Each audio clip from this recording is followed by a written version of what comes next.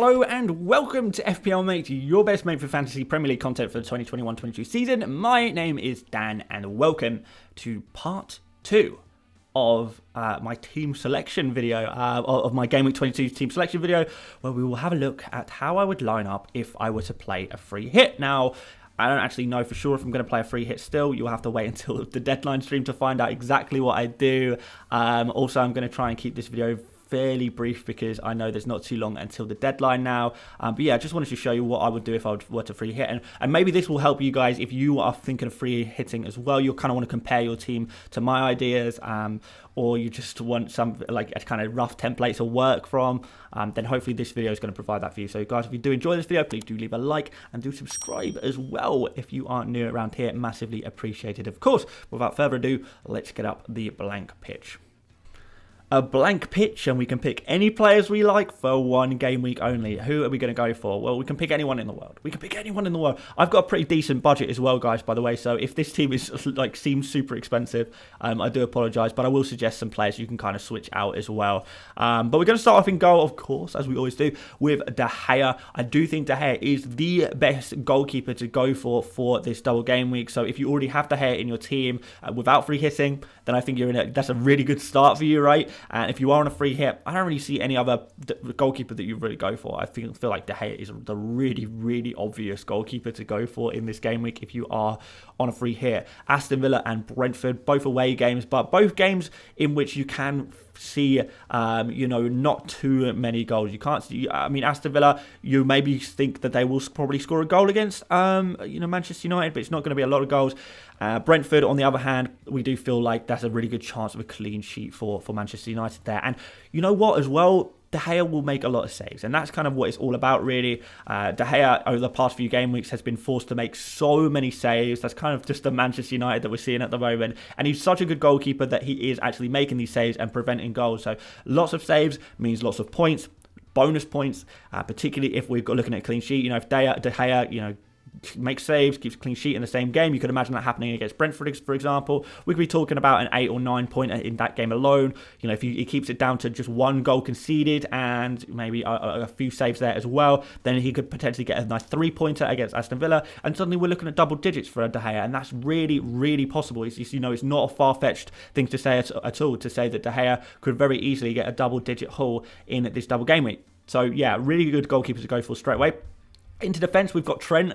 I kind of spoke about in part 1 how Trent is kind of a player that it doesn't matter if you're on a double game week or not, he will outscore double game week defenders. And I'll tell you what, guys, if I'm completely real, one of the things that kind of puts me off free hitting this game week is that there isn't really a massive amount of options in the defensive department. It's not a double game week where we're really convinced by any defenders, really. Yes, we're convinced by De Gea as a goalkeeper, but when you come to defence and the double game week players, not so convinced by them. So Trent is going to come in as our single double game week dude. So there we go. Brentford at home, good fixture, hopefully a clean sheet and potentially some attacking returns as well. We know what Trent is like. We've got Rudiger up next. I've actually kind of switched him. I think in my last free hit draft, my initial free hit draft, we did have Alonso in there, but I kind of switched to Rudiger because I do feel like Rudiger is much more nailed on. I think that's, I think we all kind of accept that Rudiger is going to be playing 90 minutes in both of these games, whereas Alonso, there is kind of some consideration. Maybe someone else comes in there. Maybe Pulisic plays at left wing back. Maybe Saul plays at left wing back. Maybe Hudson-Odoi. Maybe Azpilicueta. We don't know. There are other players that we are kind of seeing creeping in and taking some of those, some of the game time. Particularly if you look over all competitions, some players are coming in and taking some of the game time from Alonso, where before we kind of assumed Alonso was going to be playing every single game. I'm not 100% convinced by that. And if I was convinced by Alonso playing, a lot of game time in both of those games, then perhaps I would go for Alonso. But Rudiger, I don't think is too bad as a backup option, really. We saw him, we see him score all the time. We've seen him score so many goals this season now, haven't we? And we see him making lots of runs up the pitch as well. So yes, he's a centre-back. No, I don't typically like picking centre-backs, but I do make an exception for a player who is nailed on and also actually providing a bit of attacking threat. And everything would suggest that Rudiger is providing a little bit of attacking threat despite being a centre-back. And we're going to finish off the defence with Emerson Royale versus Arsenal and Leicester. Two okay fixtures. Yeah, they're not amazing fixtures. Is there going to be a clean sheet here? I'm not sure. This is kind of what I'm saying, where we're not really fully convinced by the defenders really for this double game week. Rudiger has got Man City, which is tough, but Brighton, that's actually pretty decent. Emerson Royale is playing for a team playing good, very well defensively at the moment. But he's got Arsenal, big derby game. Arsenal kind of in form at the moment, and Leicester. Yes, Leicester are tragic defensively, but they actually have a decent amount of attacking ability, even though they are lacking a couple of players right now. Vardy and Iheanacho. Daka could be coming back in, and all of the other guys in the Leicester attack are pretty good as well. So yeah, is there going to be a clean sheet here? Maybe, I'm not fully convinced, but what we can say is that there could very well be some attacking returns in here, and that's what we're kind of looking for. We're looking for a Spurs defender that has a very good chance of attacking returns, and Emerson, I think, is probably the most likely in that regard. A lot of people will probably go for Reguilon. I'm personally not really feeling Reguilon. I do feel like Reguilon is going to be kind of rotated a little bit with Sessegnon now that he is back. I don't know. I'm not fully convinced by Reguilon. I'm not sure that Conte is fully convinced by Reguilon either. I do think he is going to try and get Sessegnon playing there, at least occasionally. So that does kind of put a little bit of risk into Reguilon's game. So yeah, I do prefer Emerson to Reguilon at the moment. We've also seen, Doherty as well, taking that left wing back slot. So yeah, he's kind of risky. It's kind of risky. So Emerson, he's probably the one I would go for in terms of a Spurs defender if I had to, and I kind of feel like I have to, because who else are you going to go for really? There's not too much in defence this double game week. It is the worst thing about this double game week. There's not really too much in defence, but we have got a decent amount in the in attack. Maybe not midfield, but forward certainly. But we'll do midfielders first. The first midfielder I'm going to put in is Bruno. Kind of an interesting one, and to be honest, probably the player I'm least convinced by in this draft that I've made. I think Bruno could realistically be substituted for someone else if you wanted to maybe take a punt on a different Manchester United midfielder, Sancho, Greenwood, for example. I think that would be okay. If you wanted to switch Bruno to a Harvey Barnes, who, spoiler alert, is not in the rest of this draft, but I do think there is some argument to say that you could potentially put in Harvey Barnes here instead of Bruno as well, if that's something you wanted to do. But yeah, the fixtures, Aston Villa and Brentford. Pretty decent fixtures as a tandem, I suppose. Brentford is a good fixture. Aston Villa is kind of a slightly below average fixture, but you put them together and we actually do have a decent pair of fixtures there. Bruno Fernandes, fair enough, he hasn't been fully in the Manchester United team recently. Are Manchester United going to flip the style a little bit? Are we going to see Bruno back in an attacking midfield position, a central attacking midfield position? It's kind of been touted as a possibility. If that's the case, then are we going to get back to Bruno's best, where he is contributing a lot? It's a fairly speculative pick. It's a fairly luxury pick, but to be fair, we're on a free hit. We can afford to make those kind of luxury, risky, punty moves, I suppose. And if Ronaldo's not going to be the guy who's getting all the points for Manchester United this game week, who else is it going to be? Bruno, maybe Sancho, maybe something like that. So yeah, for that reason, Bruno has made the free hit team. Certainly wouldn't be a player I transfer in a normal transfer, but for a free hit, I would seriously consider Bruno as a kind of a premium luxury option, I suppose, in midfield. Onto some midfielders that I'm slightly more convinced by. We've got Maddison first of all. You guys know that I'm very convinced by Maddison. If you saw part 1 of this video, the non-free hit version of my team, I did say that I would bring in Maddison for a -4. So yeah, really convinced by Maddison, Burnley and Spurs. The good thing about getting him and other Leicester players on a wild card is that Leicester don't have phenomenal fixtures going forward. Their fixtures are not so good. They're certainly on some of the worst fixtures that teams have going forward. So it would mean that you got Maddison for a very decent double game week, and then you could just get rid of him. And I do think this is a decent double game week for Leicester. Burnley away is a really good fixture. We've seen that Burnley are just really, really struggling at the minute. And then Tottenham at home. Always a big game. Usually lots of goals in a game of Tottenham against Leicester. I don't know if are they considered rivals in modern football. I don't know, maybe. But always a big game. Lots to play for in that game. So yeah, potentially seeing some goals in there. And if there's going to be goals from Leicester, Maddison is going to be one of those players getting them, right. He's been playing so well recently. He's been everything. He's been everything that Leicester possibly need in attack. And if only Leicester had a slightly better defense and they had Maddison just doing his thing, on set pieces, taking long shots, putting in those real key passes. It's what it's all about. And big love for Maddison, as you guys know, is one of my favourite players in FPL at the moment. We've got Lucas, another a Spurs player, a Spurs alternative to Son, really. Lucas potentially playing as a striker. He did play as a striker in the League Cup, but maybe he won't play as a striker. Maybe he will play as a winger. But Lucas has actually been performing really well under Conte. He's been one of those players who's shown a bit of a resurgence, a little bit more consistency under Conte, which is quite nice to see. Again, Arsenal at home, big derby game. Even though Arsenal are a tough game, there is possibility for some goals in that game. And Leicester away, we know what Leicester are all about right now. They are just conceding so many goals, aren't they? They're just conceding. Not every game, but we've seen them being pretty tragic defensively. So some worries there. I'm sure Leicester fans will have some worries over this double game week with the fixtures that they have. But let's see. But Lucas, I do feel like can get something out of at least one of these games. I would be reasonably confident about returns. We're going to finish off the midfield with Lookman, Burnley away, and Tottenham at home. Again, same as Leicester, same as Maddison. And Lookman's look really good. In the FA Cup. Really good. I think he got a hat-trick of assists, which is really, really nice. He's playing in a very advanced position. If Daka is not available for, maybe the first game Daka doesn't play, then that's going to mean Lookman is actually going to play as a striker. If not, we're potentially looking at Lookman playing as a right winger, but still playing very, very advanced and hopefully getting some chances using his pace to get in behind maybe. Although, Burnley and Spurs maybe just going to sit deep and not allow for that. I don't know. But, Lookman is going to be one of the most attacking players on the pitch, assuming that he does play both of these games. And I do think he should play both of these games because he's playing well. And let's be honest, Iheanacho's not available, Vardy's not available, Perez is Perez. Leicester don't have too much of a choice. So Lookman is going to be good to go. And then up front we've got Ronaldo. Again, Aston Villa and Brentford as the fixtures. Our big premium, again, another one of those players that I said I would bring in for a -4 if I was to not use a free hit this game week. So, a player I'm really confident in. When we looked at our 100 experts video that we did the other day, we saw that Ronaldo is the most popular captain among our more experienced FPL players. So that kind of suggests that maybe Ronaldo is the best captain option. But at least it suggests that Ronaldo is going to be considered a fairly crucial player this game week. So a player you definitely want to have in your lineup.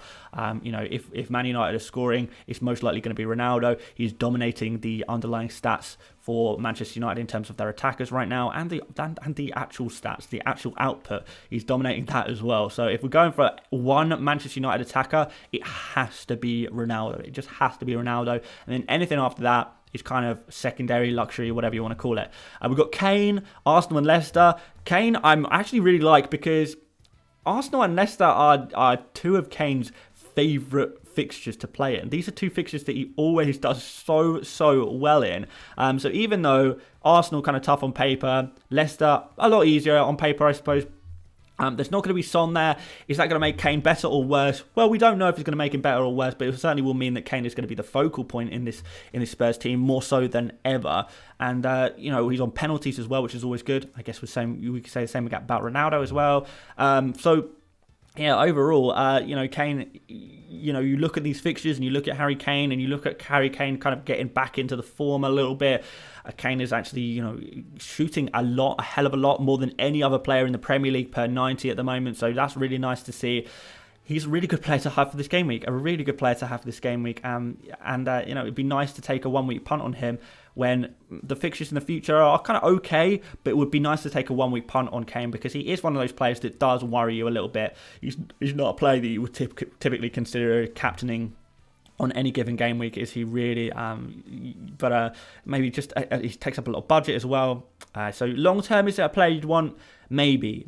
For a free hit, I think he's one of the first players you put on the team sheet. And I'm going to finish off with Dennis, Newcastle and Burnley. Watford obviously have the best fixtures of any double game week team.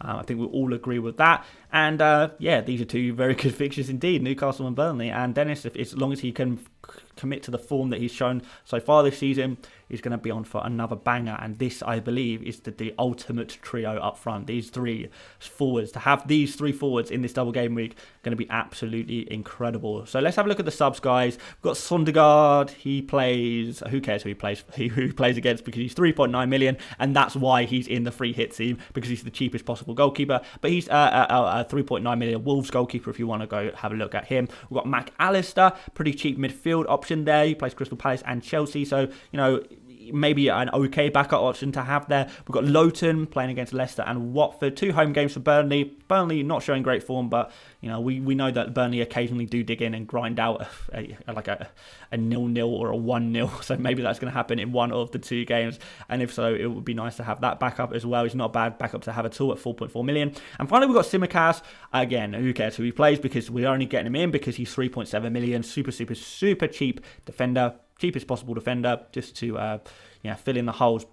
The thing is, I don't want to put too much money on the bench in this team, because, you know, obviously on a usual game we say, yeah, make sure we've got backup bench options, because what if one of our players doesn't play?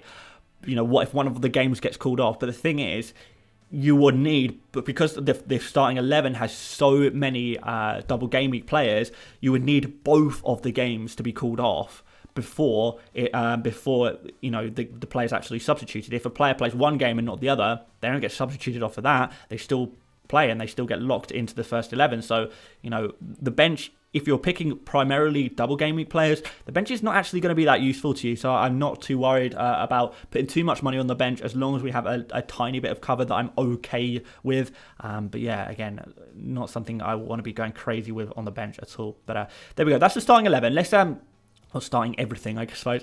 Let's put some captains and some vice captains on. So I'm actually going to go for Harry Kane as the captain for this game week, just because I really like these fixtures. I really like his underlying stats, and I'm more convinced that Harry Kane will play a lot of minutes. You know, Ronaldo is the other option. We are going to put the vice captain on Ronaldo, but with Kane, in this snapshot of one game week, just looking at game week 22 alone, I feel like Ronaldo, there is a chance that he maybe gets benched for one of these games. I'm not saying it's going to happen. I know the chances of him getting benched for one of these games is probably something like, you know, like a 20% chance of happening, but that's enough to make me say, why take the risk? You know, we could even hope that Ronaldo, in a way, gets benched for one of these games, and you know, and that would be a really nice payoff, and, you know, a kind of an anti-risk, if that makes sense. I don't really know how to explain it, but betting on something not happening rather than betting on something happening, which is a perfectly valid way to take risks in FPL. So yeah, we'll go for Kane as our captain. Like I said, 2 fixtures that he loves. I think he'll play a lot of minutes. I know he'll be the focal points. He's on penalty. Lots to like, and Ronaldo obviously is a very good captain option as well. There's loads of considerations here. Maddison is a consideration, I suppose, as well. Maybe Dennis as well, if you wanted to go for those players as well for captain. I think that would be perfectly reasonable. Now, a few final things before we wrap up the video. Just want to say, if you are going for a free hit, do be aware that this is a risky time to be using chips in general, just because if a game gets called off, suddenly you're going to be in the mud. You've wasted your free hit to bring in. Say, like, you know, you've got triple Manchester United players, for example, and one of their games gets postponed and they don't go ahead and play that game due to COVID. You've just wasted a free hit to get 3 single game week players, where you already probably had 3 single game week players that you really liked. So you know, similar thing with any other team. Alternatively, you can look at it the other way. If you're making transfers and you're taking minuses, and you take minuses for players who end up only having single game weeks after all, then again, that's going to be pretty disappointing. So yeah, but I just want to say, this is a kind of risky time to use chips, so don't be too confident about it. And another thing that I get asked constantly: if you make a transfer before the free hit, so say you've already made your free transfer and then you decide to use your free hit, that free transfer that you used will be cancelled. That's gone forever. You know, that will be reverted essentially. As well, if you've taken any minuses, that will all be wiped clean, cancelled if you do play a free hit chip. So I mean, you can use that as to your advantage if you change your mind, I suppose. But yeah, just don't expect to see players you've used free transfers on back in your team after you've used a free hit. And finally, free hits cancel all banked transfers. So if you have 2 free transfers to use and you use your free hit, after that next game week, you will be back down to 1 free transfer. So it will wipe your additional free transfers that you've saved. So yes, just a few things, you know, just a bit of admin, I suppose, of questions that I know will get asked in the comment section. But there you go, guys. That is how I would most likely line up if I were to free hit. Use it, don't use it, change it about a little bit. don't know. I don't even know if I'm going to use it myself yet. So we'll see. I'll let you know on deadline stream later today. But there you go, guys. Thank you so much for watching. Please do like the video if you enjoyed what you saw today. Please do subscribe as well if you're new around here, and you, particularly if you want to subscribe, to make sure you get the notification for the deadline stream later, where I'll be locking in my own plans and also answering some of your questions, talking about FPL in general, and just doing all the usual important chat before the Game Week 22 deadline later on today. So yeah, aside from that, guys, thank you so much for watching, and I will see you later, mates. Bye bye.